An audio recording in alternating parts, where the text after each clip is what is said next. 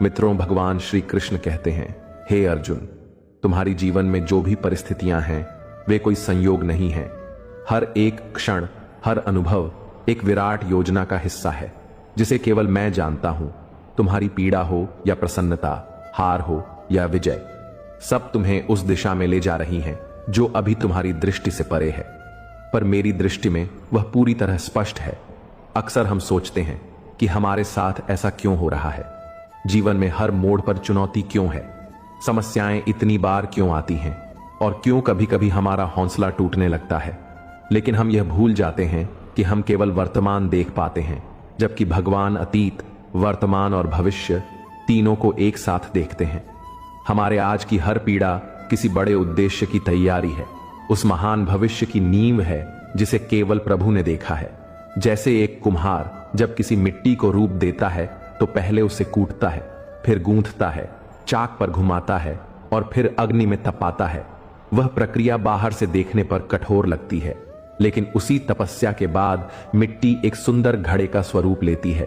उसी तरह जब जीवन हमें पीसता है तो यह मत समझो कि तुम टूट रहे हो, समझो कि प्रभु तुम्हें आकार दे रहे हैं। वे जानते हैं कि तुम्हें किस योग्य बनाना है, वे जानते हैं कि तुम्हारे भीतर कौन सी शक्ति छिपी है। कई बार तो वर्षों बाद हमें समझ आता है कि उस कठिन समय ने ही हमें हमारी सबसे मजबूत पहचान दी। जो अवसर उस समय खो गया वह किसी और बड़े अवसर के लिए मार्ग बना रहा था। श्री कृष्ण सिखाते हैं कि जीवन की परिस्थितियां हमारे शत्रु नहीं, हमारे मार्गदर्शक होती हैं। वे हमें तोड़ने नहीं बल्कि गढ़ने आती हैं। जैसे अर्जुन के लिए कुरुक्षेत्र का युद्ध एक ऐसा मार्ग था जिसे वह टालना चाहता था, लेकिन वही युद्ध उसकी आत्मा की पूर्णता का साधन बन गया। उसे लगा था कि वह सब कुछ खो देगा, लेकिन उसी रणभूमि में उसे अपनी असली पहचान मिली। हमारी जीवन यात्रा भी ऐसे ही अनुभवों से भरी होती है। हो सकता है आज जो कठिनाइयां तुम्हें थका रही हैं वही कल तुम्हारी सबसे ऊंची उड़ान का आधार बन जाए। जब चारों ओर अंधेरा लगे, जब शब्द मौन हो जाए, तब भी हताश मत होइए। सिर्फ अपने अंतरतम को खुला रखिए, क्योंकि प्रभु तुम्हारे भीतर हैं, तुम्हारी हर पुकार सुनते हैं, हर भावना को समझते हैं।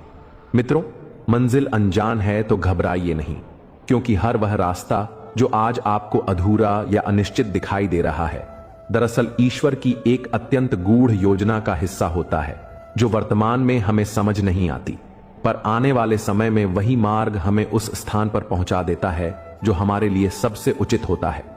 हर कठिनाई, हर रुकावट, हर मोड़ किसी अदृश्य हाथ से हमारे जीवन के नक्शे में दर्ज होता है। इसलिए अगर आज सब कुछ उलझा हुआ लगे, दिशा स्पष्ट न हो, तो भी बस एक शांत और विश्वास से भरा हुआ मन लेकर अपने कर्म की ओर अग्रसर रहिए, क्योंकि रोशनी भले ही अभी न दिखे, लेकिन रास्ता पहले ही निर्धारित हो चुका है। मित्रों, भगवान श्री कृष्ण कहते हैं, हम सभी जीवन भर कुछ न कुछ खोजते रहते हैं, कभी सफलता, कभी प्रेम, कभी सुख और कभी संतोष। लेकिन जब तक हम यह सब बाहर खोजते हैं, तब तक हमारी आत्मा एक अजीब सी अधूरी और बेचैन बनी रहती है। हमें लगता है कि हम भाग रहे हैं, प्रयास कर रहे हैं, लेकिन कहीं पहुंच नहीं पा रहे। असल में जो सबसे बड़ी खोज है वह हमारे भीतर की खोज है। जब हम थोड़ी देर के लिए रुकते हैं, अपने ही भीतर झांकते हैं, तब हमें झांत होता है कि जो हम ढूंढ रहे थे वह तो हमारे भीतर पहले से ही मौजूद था। वह ईश्वर की उपस्थिति, वह प्रेम, वह शांति, वह सब कुछ जो हमें पूर्ण बनाता है, हमारे भीतर ही छिपा हुआ होता है। जब बाहरी आवाजें धीमी हो जाती हैं और अंतर की ध्वनि तेज हो जाती है, तब आत्मा और परमात्मा का संवाद शुरू होता है। आपने अनुभव किया होगा कि जब आप एकांत में होते हैं, जब वातावरण शांत होता है, तब अचानक आपको चीजें स्पष्ट दिखने लगती हैं, निर्णय लेना सरल हो जाता है, मन की उथल पुथल रुक जाती है और एक अलग सी गहराई से आपको अपने होने का अर्थ समझ में आता है। यही वह क्षण होता है जब आप ईश्वर से मिलते हैं, न मंदिर में, न किसी पूजा में, बल्कि अपने ही भीतर, मौन में, अकेले में। श्री कृष्ण कहते हैं कि ईश्वर को पाने का मार्ग शब्दों से नहीं, मौन और प्रेम से होकर गुजरता है। मित्रों, भगवान श्री कृष्ण कहते हैं कि तुम्हारी आंखों से गिरा एक भी आंसू कभी व्यर्थ नहीं जाता। तुम्हारा हर मौन आह्वान उनके द्वार तक पहुंचता है।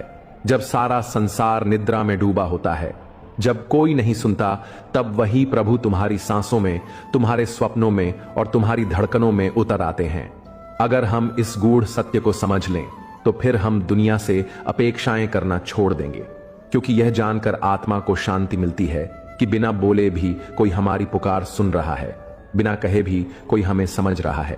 यही अडिग विश्वास हमारे भीतर ऐसा धैर्य और साहस भरता है जो हर तूफान को पार करने में सक्षम होता है।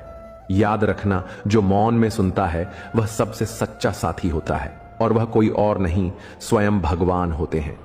जब कोई इंसान तुम्हारे भावों को नहीं समझ पाता, तब भी प्रभु तुम्हारे प्रत्येक एहसास को पूरी स्पष्टता से अनुभव करते हैं। तुम्हारे मन की हर तरंग, हर तड़प, हर गूंज उनके पास पहुंचती है और उनका उत्तर सही समय पर, सही रूप में तुम्हारे जीवन में उतरता है। बस तुम धैर्य रखो, विश्वास बनाए रखो, क्योंकि तुम्हारा मौन भी प्रभु के लिए सबसे गूंजता हुआ संवाद है। जब हम स्वयं के भीतर डूबते हैं, तब हमें पता चलता है कि सारी उलझनों का समाधान भीतर ही था। बाहर की दुनिया तो बस परछाई थी। वास्तव में जो हमें चाहिए था वह हमारे पास पहले से था, हम ही उसे देख नहीं पा रहे थे। श्री कृष्ण गीता में कहते हैं कि जो व्यक्ति अपने अंतःकरण में प्रेम, क्षमा और शांति को धारण करता है वही मेरे निकटतम होता है। ऐसा व्यक्ति बाहर की दुनिया के शोरगुल से नहीं डगमगाता, क्योंकि वह जानता है कि सच्चा आनंद भीतर ही बसता है। जो व्यक्ति अपनी तुलना दूसरों से नहीं करता, जो सफलता और असफलता दोनों में शांत रहता है, वही वास्तव में प्रभु का प्यारा होता है। मित्रों, भगवान श्री कृष्ण कहते हैं, जब तक तुम बाहरी उपलब्धियों में सुख ढूंढते रहोगे तब तक तुम्हारा मन अशांत रहेगा, लेकिन जिस दिन तुमने खुद को, अपने अंदर की गहराई को जान लिया, उस दिन तुम सारी सीमाओं से परे हो जाओगे। हमें यह समझना चाहिए कि मन की शांति और आत्मा का आनंद किसी वस्तु, व्यक्ति या परिस्थिति पर निर्भर नहीं करता, बल्कि यह हमारे दृष्टिकोण पर निर्भर करता है।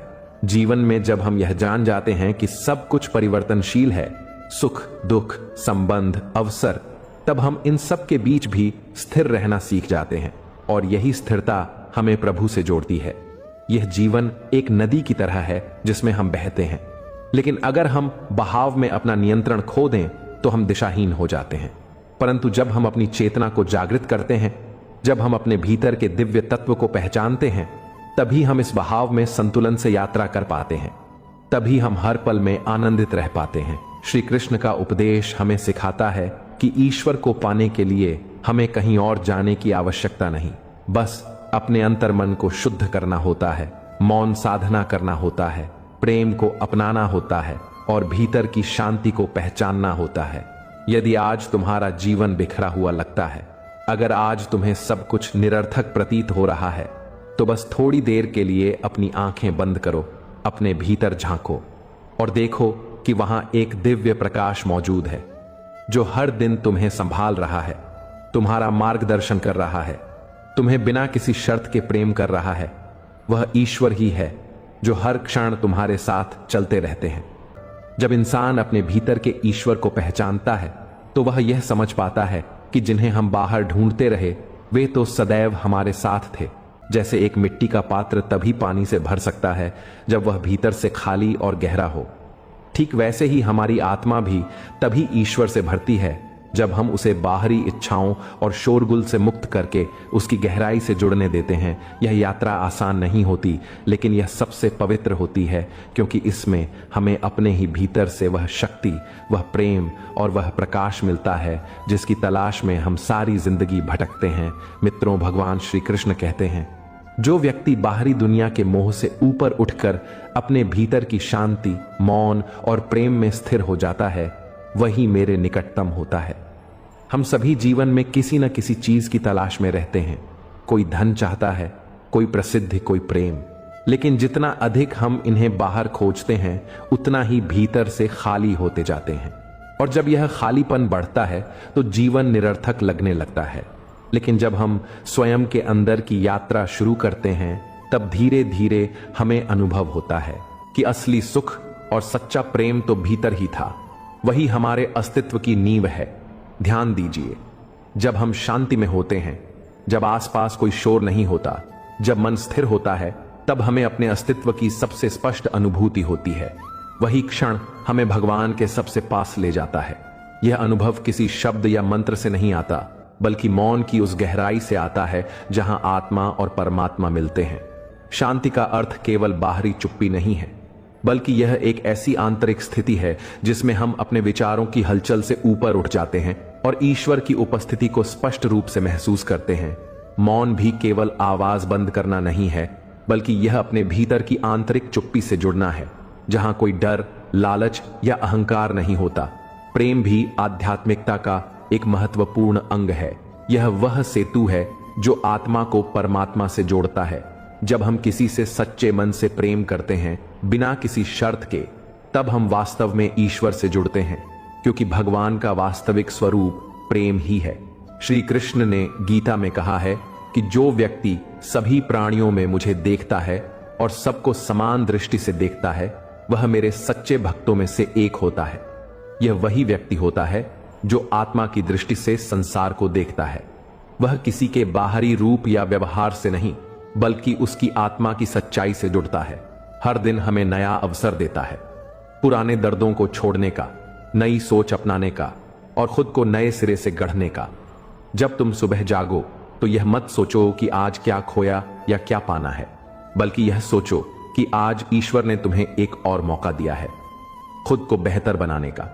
जब हमारे पास खोने के लिए कुछ नहीं होता, तब हम सबसे अधिक निर्भीक होते हैं। वही क्षण होता है जब हम अपनी असली शक्ति को पहचान पाते हैं।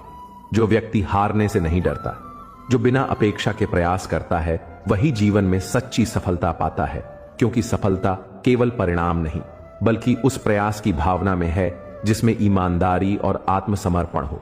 मित्रों, भगवान श्री कृष्ण कहते हैं, जब मन और आत्मा किसी एक उद्देश्य के लिए एक साथ संकल्प करते हैं, तो संसार की कोई भी ताकत तुम्हें रोक नहीं सकती।